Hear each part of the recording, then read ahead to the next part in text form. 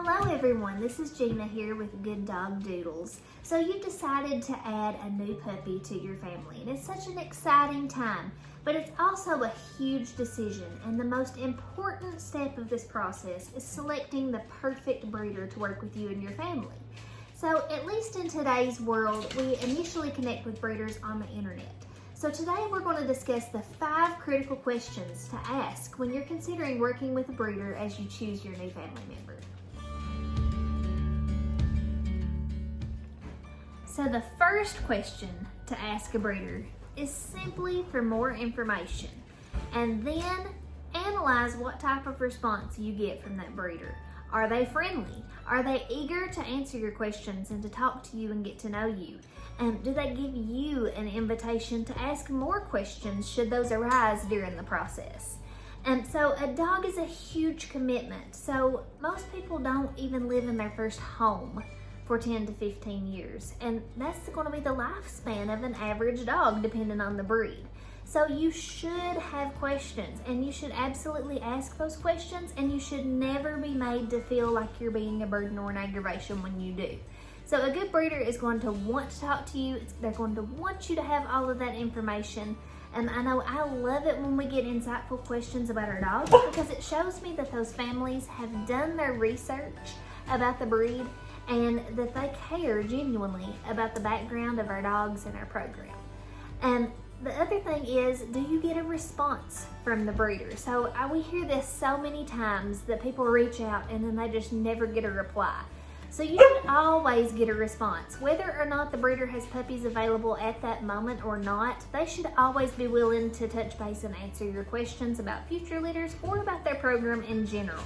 So if you don't have a response within 24 to 48 hours, I feel like that's a reasonable amount of time, even with puppies in the house and families and stuff. You should always be able to get a response from a reputable breeder within 24 to 48 hours. So the second question to ask when you're talking to a breeder is, how will you be involved in the process? So everybody has different practices, but the main thing here is there should be a process. From the initial point of contact, you should know exactly what to expect if you were to place a deposit and get on a wait list. Are you going to receive weekly photo and video updates?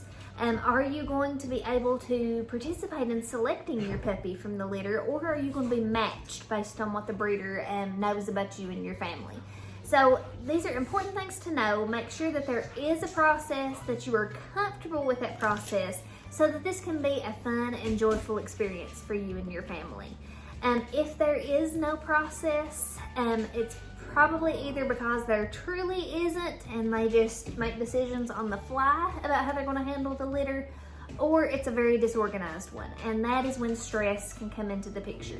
So make sure you know up front when you can expect to see those puppies, when you can expect to get updates, and how the entire process from puppy deposit to puppy pickups is going to work. The third critical question to ask when speaking with a breeder is, where are their adult dogs?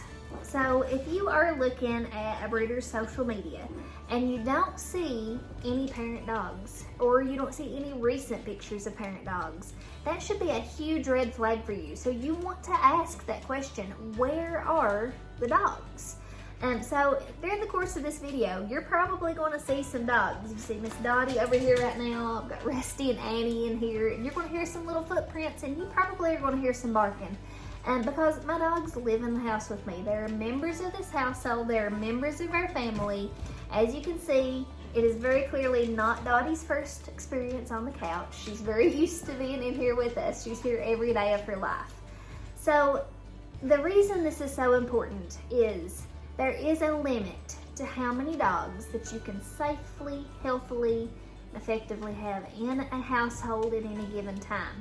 So what sometimes happens, as sad as it is you will see dogs that are kenneled, and you may never see that dog until it has puppies, and you might not even see it when it has puppies. So if you're discussing a litter and you don't see a recent picture of that adult dog, ask to see the dog. Ask to FaceTime with the dog. Ask them to take a picture of the dog today with a piece of paper with today's date written on it so you can see its condition.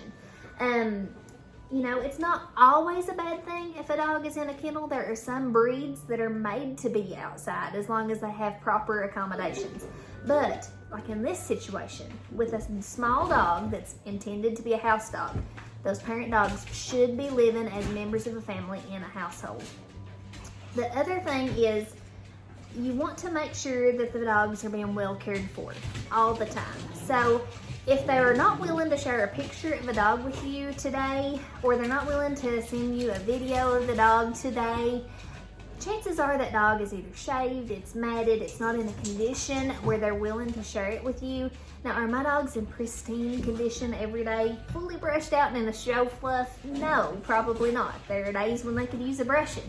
But there should never, ever, ever be a time when I can't take my camera and turn it around and say, oh, here's Dottie, see her playing.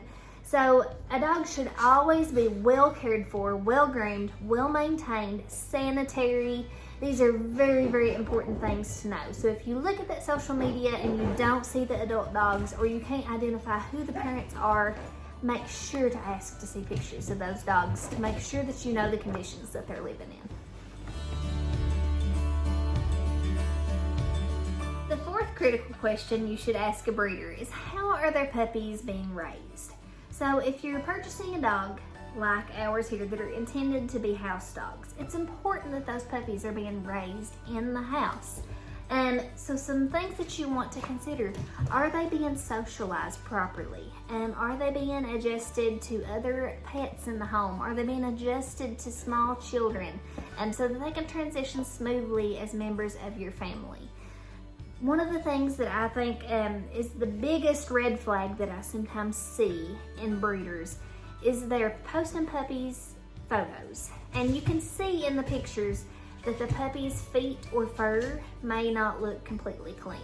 So my advice, if you see that, find a different breeder. So the fact of life is, puppies are going to have accidents. They are going to step in things that they shouldn't sometimes.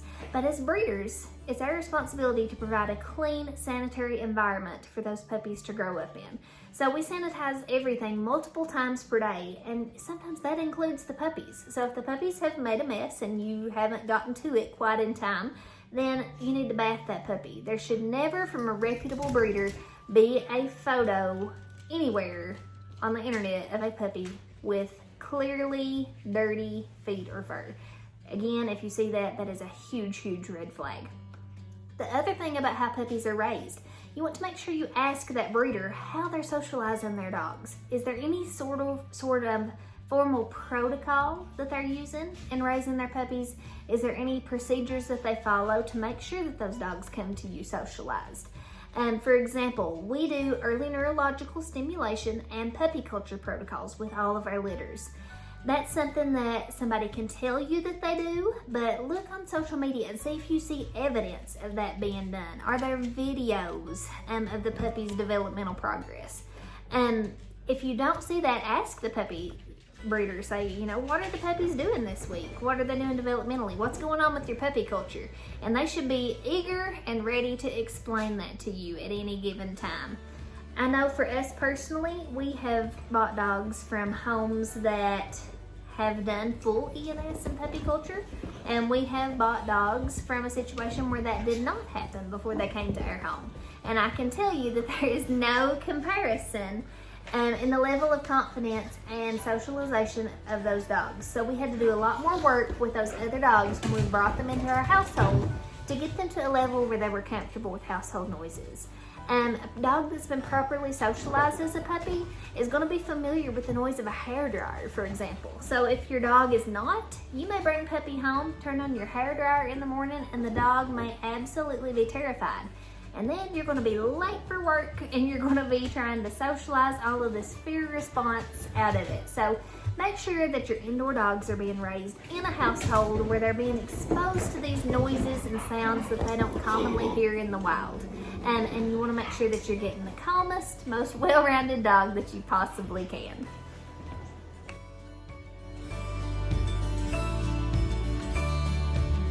The fifth and most critical question to ask of your breeder is, are the puppies and the dogs in their program healthy? So there's nothing more devastating than bringing a puppy home and finding out that it's got a health problem after you've bonded with it and got so excited and attached and having to return that dog to a breeder. So you want to make sure you ask those questions up front to avoid that.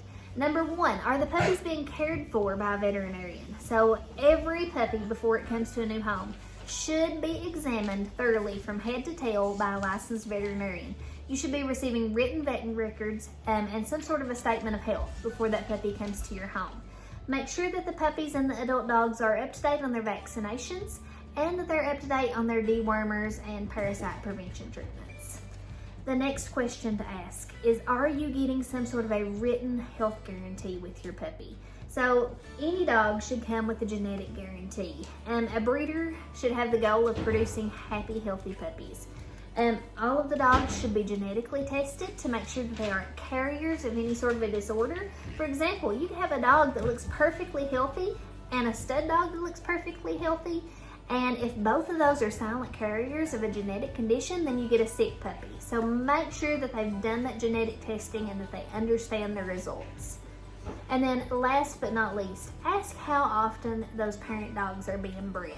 So for us here, we only do 1 litter per year per female dog because we like to give our dogs plenty of time to rest and recover between litters. And you can kind of tell this from looking at a dog. So Annie here, you can tell she's a healthy weight, she's in good condition, you aren't seeing her ribs or anything, and there's no sagginess or bagginess to indicate that she has been bred frequently.